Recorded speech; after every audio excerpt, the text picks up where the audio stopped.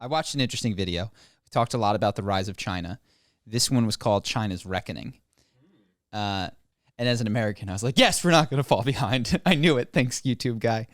But it was very interesting.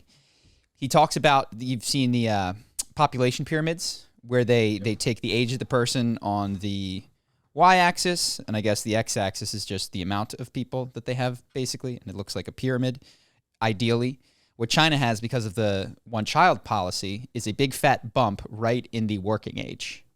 And if you break down the ages of people into cohorts, you basically have babies, zero productivity, terrible for the economy, don't contribute at all. Then you have the students that are typically borrowers. They're investing in the future, but they're not contributing. You have the workers that is really like 30 to 50 is where people hit their peak productivity, at least according to GDP. And then you have your retirees, which is they're just spending all that they've saved and probably drawing from social services and Social Security. And this person argues that, as long as there have been humans, and maybe there'll be robots to replace all the work that needs to be done, and maybe AI can get in there, China has, no matter what they do, a really, really hard reckoning coming because they are not replacing their kids. Their birth rate is somewhere between 1.1 replacement rate and a 1.6. You need 2.1 to just replace the parents that have each kid. And it's because of the one-child policy, which has become the one-child culture, is the bigger thing. Like, as you remove the policy, the culture doesn't snap to change.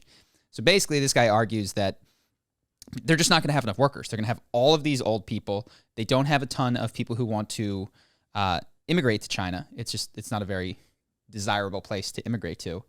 And we're going to be okay in America. Not we're going to be okay. It's just that it's not their century, which is what all of the Ray Dalio I think China bulls are saying. This is the tough part. We've talked about this before in other domains. No one knows the future, and so everyone's making predictions, and someone will be right, and that person will look like a genius. Yeah. Everyone will give them too much credit and listen to them on the next thing they predict, which they'll probably get wrong. Yeah. So there's a couple of China predictions. One is population. Two is Ray Dalio's whole thing about how it's the turning of an empire and China's going to be the new world superpower. Another one that I heard from a friend who's very intelligent and successful in business is that because of the way China's economy is set up, they actually are mostly a supplier rather than an importer, and they don't have the national demand for their own national supply, which is to say that if they were to try to be independent, their GDP would plummet because they don't have the internal demand. They don't have consumption. That was another piece of this video. And so there's Trump put this forward, and maybe Biden will continue it, maybe not. There's a nationalist movement within places like the United States to go more, let's get our own oil, let's make our own supply, let's stop relying so much on other countries, and that could really hurt China. And my takeaway is none of you all sound smart. Yeah. I have no idea how to vet which one of you three is correct. One of you is going to claim that you're a genius when you're right, and the other two will never bring this up again once you're wrong. And there could be a giant war that could throw everything off, or a pandemic or anything like that. Just it is interesting, like culturally, just when watching these videos, how different home ownership is like the rage in China. So you've heard of these ghost cities. What's crazy, according to this video, which may or may not be true, they didn't just build cities. People bought those apartments in these empty cities in many cases because home ownership in China is seen as the safe way to store money. Because there's all this downward pressure on the RMB, and the stock market is not very trustworthy in China. So people, when they get a little bit of money, they buy a house, and then they buy a second house, and then they buy a third house. Nice. So people have 3 houses. It's like no one is ever going to live here full time. Well, that's the thing. So some people in the U.S. have 3 houses, but then they have renters. Yeah. But China has, I don't know if they still do, they used to have these ghost towns where people didn't live there yet, but they were building for the future. But that means you might own 3 homes but not have any renters because no one has moved there yet. And you're just hoping that someone will eventually want to move into this city that doesn't exist. And they do have a large rural population that could ostensibly or presumably fill those houses, but it would take, things would have to change in order for that to get. So that was interesting. But it was also just the idea, because we've talked a lot, what freaks me out is that America right now culturally loves debt. We love and printing money, which is just debt, which is saying I'd rather sacrifice tomorrow because I don't want to today. And I'll see if I can tell you a nameless story.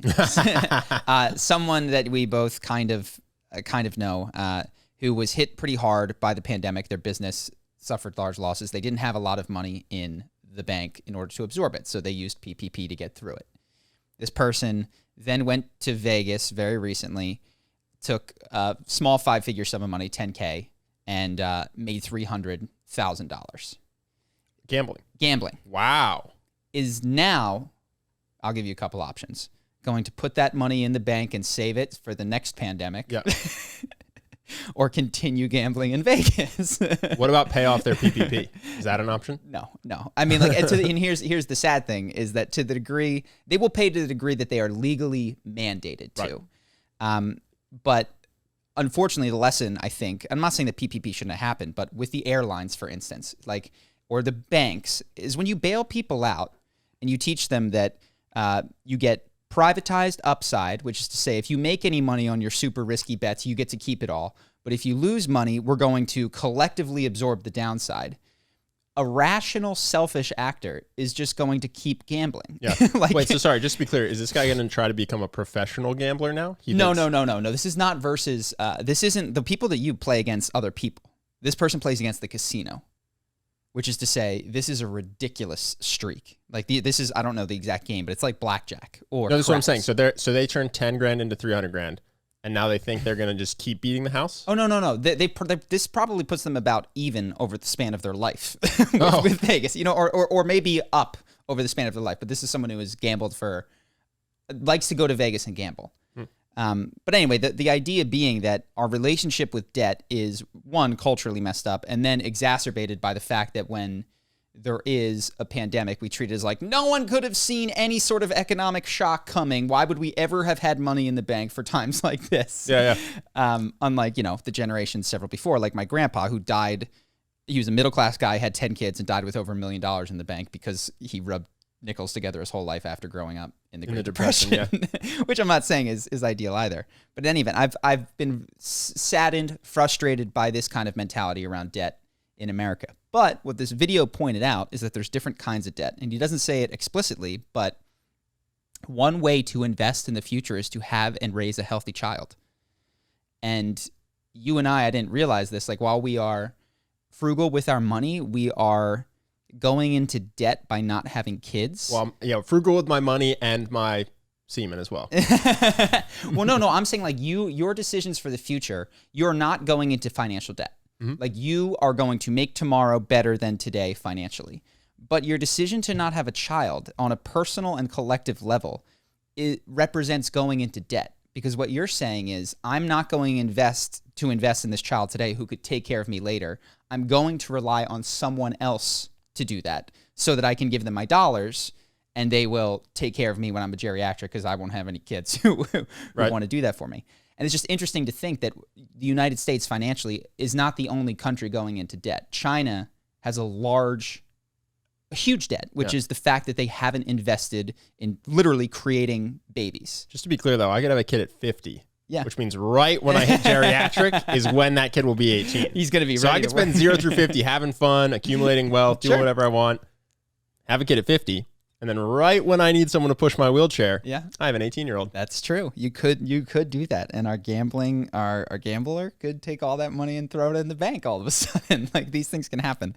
But anyway, it was just interesting, and actually it did make me realize that people trade off the future in different ways, and not that we or anyone owes it to the collective to be a total contributor, but choosing not to have a child is a selfish act because you're saying, I'm going to outsource the baby making to someone else. Now, hopefully they want to do it, and it's not like they're not just an economic investment in our future.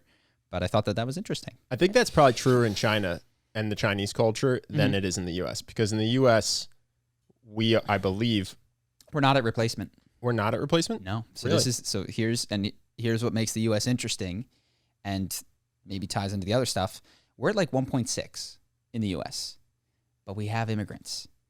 And weirdly, we demonize them, which is like, if you look at what an immigrant is, if a demographic expert looks at an immigrant, they're ideal, which is to say, babies just cost money. To like get someone enough food and get them literate or get them anything is thousands of dollars and 18 years at least.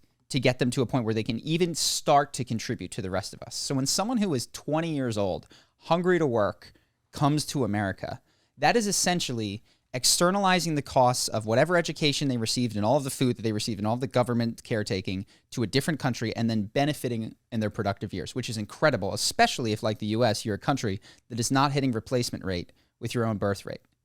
So, like... I'm honestly shocked by that. I want to know how they get that data, because I don't know anyone who isn't having kids. You need to have 2.1.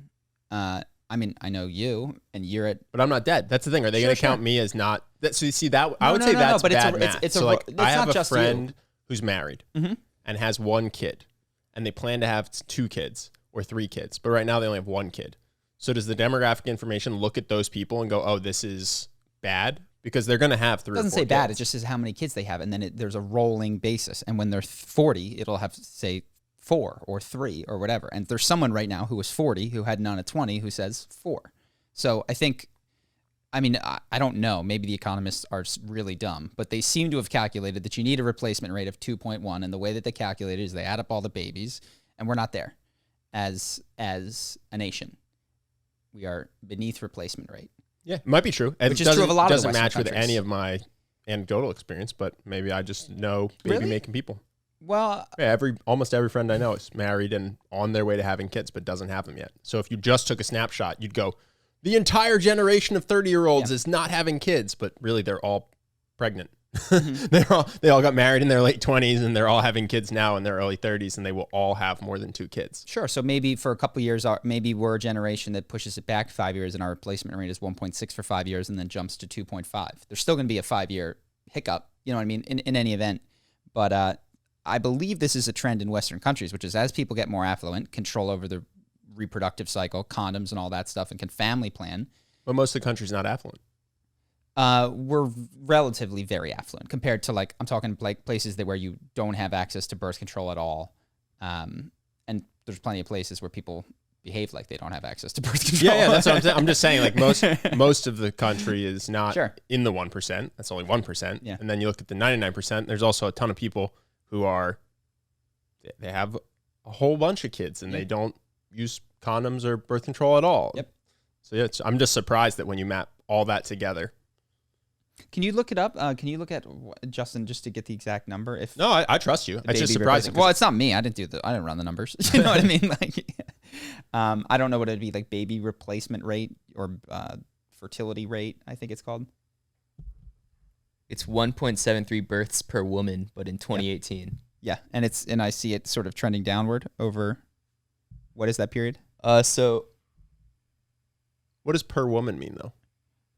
Just per person over 18?